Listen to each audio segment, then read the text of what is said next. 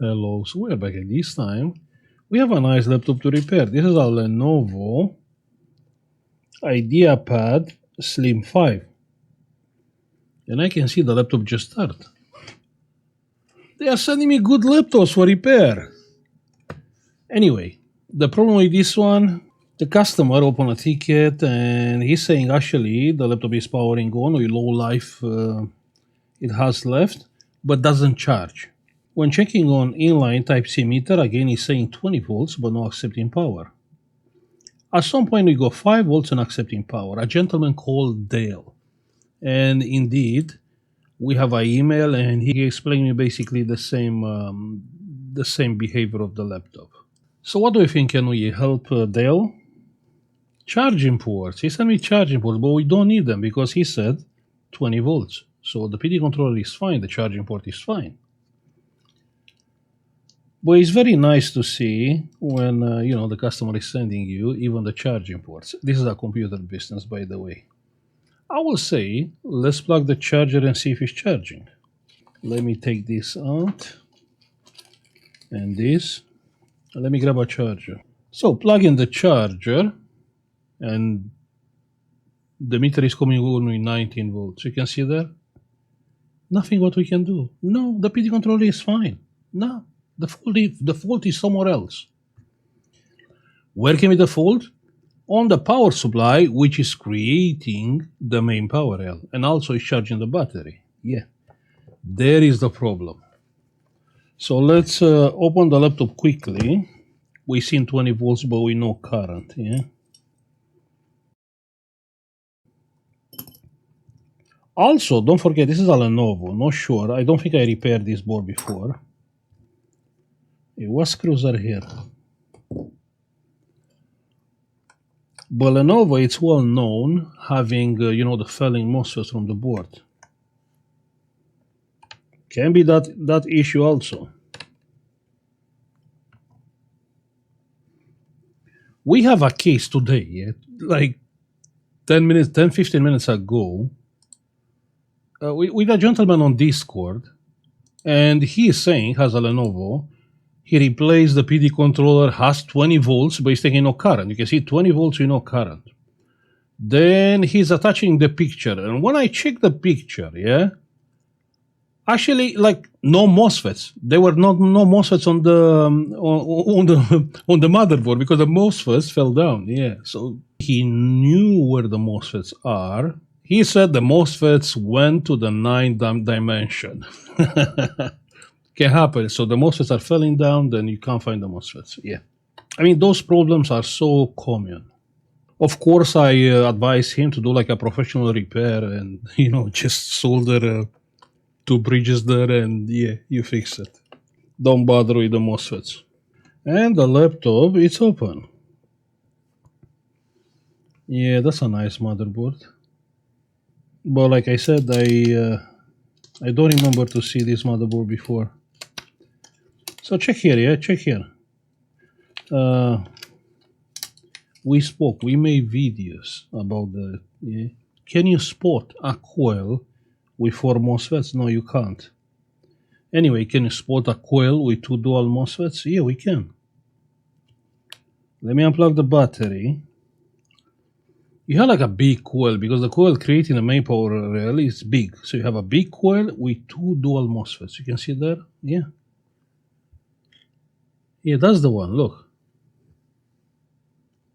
Coil to dual MOSFETs. Now let's plug the charger and let's check the voltage. So this power supply has to take the voltage which is coming from the USB-C, 20 volts, and has to output the battery voltage. The meter is coming only 20 volts, yeah?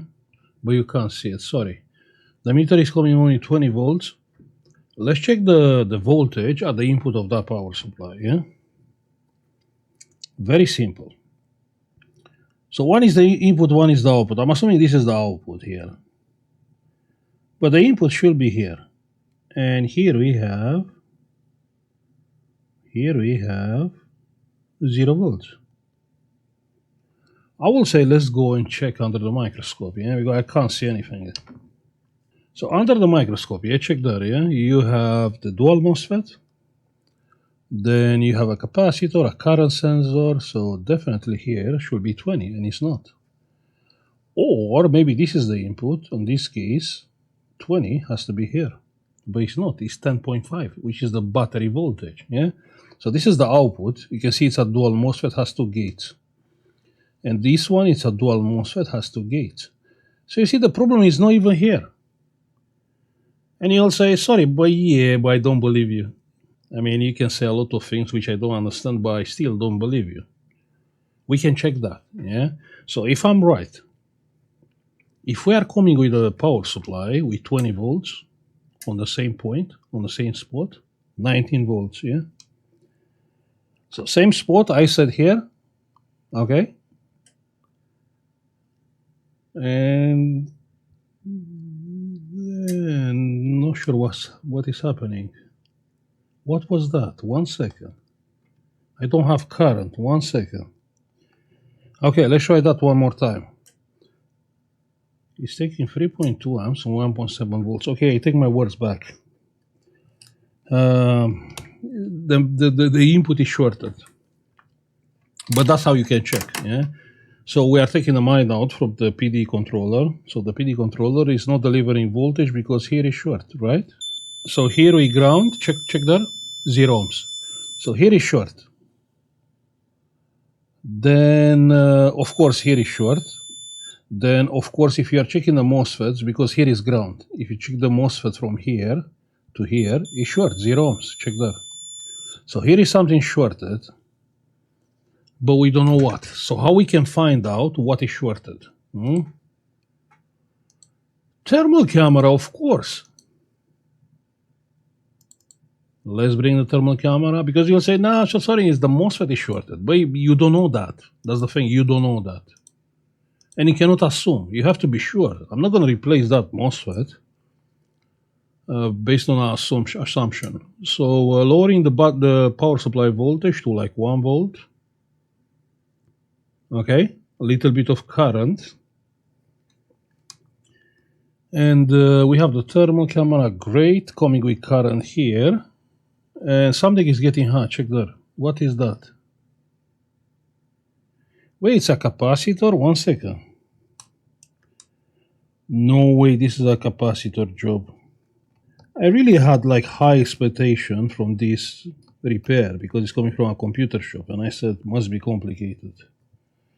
But anyway, coming with current here, and what is getting hot?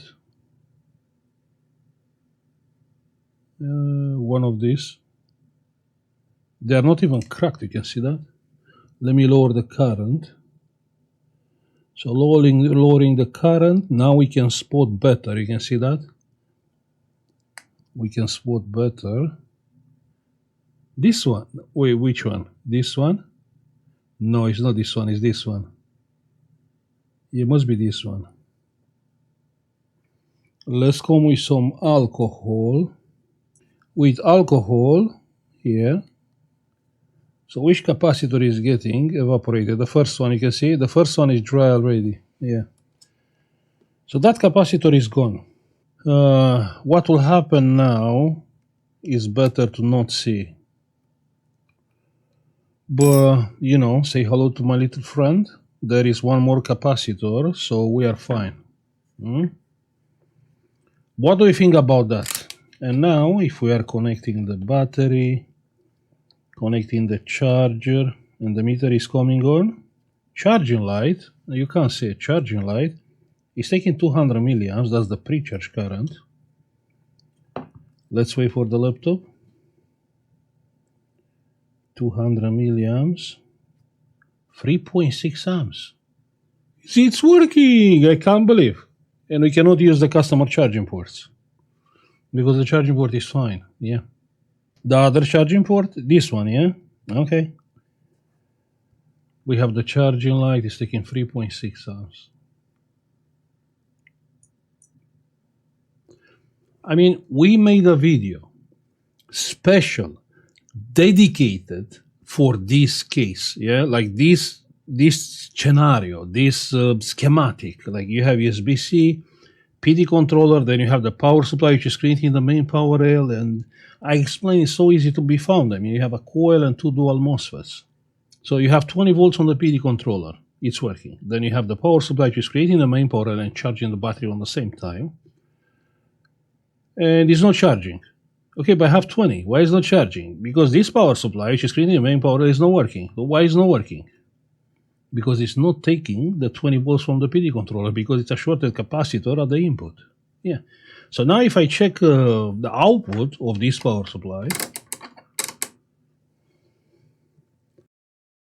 so checking the output, I said here, and you can see the main power rail is the battery voltage. And obviously, the main power rail voltage is going up on the same way like the battery is charging. Yeah.